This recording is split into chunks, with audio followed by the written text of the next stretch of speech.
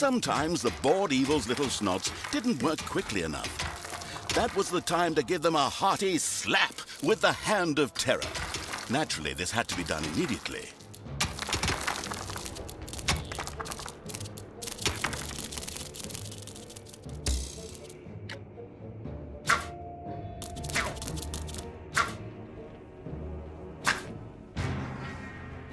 The calculating evil threw a cagey glance at its population limits.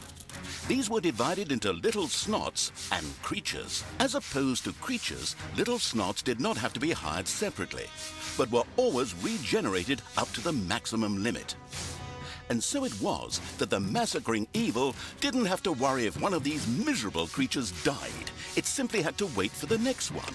At the same time, the little snot. Unfortunately, creatures were a little more demanding than the miserable little snots.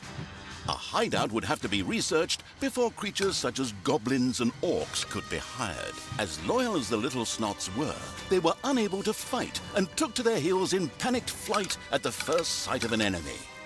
Sighing, the unscrupulous evil set about providing a hideout.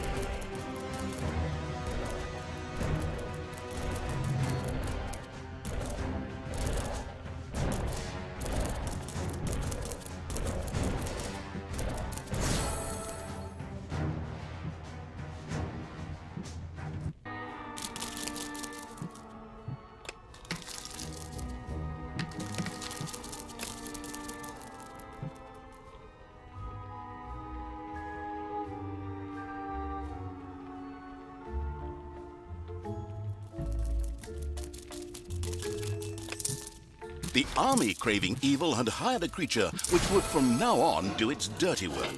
However, each creature consumed a population point. Fortunately, these could be increased just like the number of workers. Should it become necessary to recover a population point, the maliciously grinning evil could always use the egress located at its dungeon heart. Simply toss the creature onto it, a little pull of the lever, and oh, whoops. Well, there it goes. These creatures were pretty spoiled. Not only did horde creatures demand their own bunks, they also wanted something to eat. Otherwise, they would soon refuse to do any work whatsoever and go on strike. The deeply sighing evil had no other choice than to build his creatures a gobbler farm to satisfy their hunger.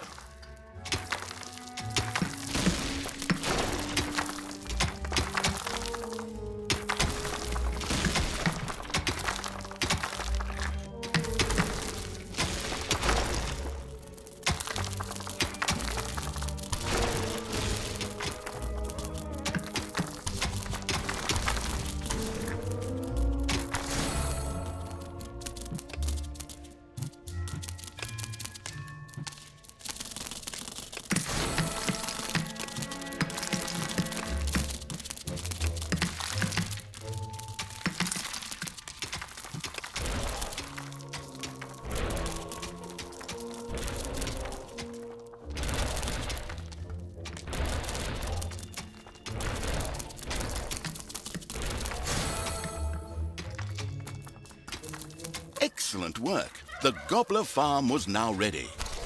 Later, the creatures would also demand other things, but for now, they were satisfied. The fast-learning evil had mastered the first tutorial with flying colors. Excellent work.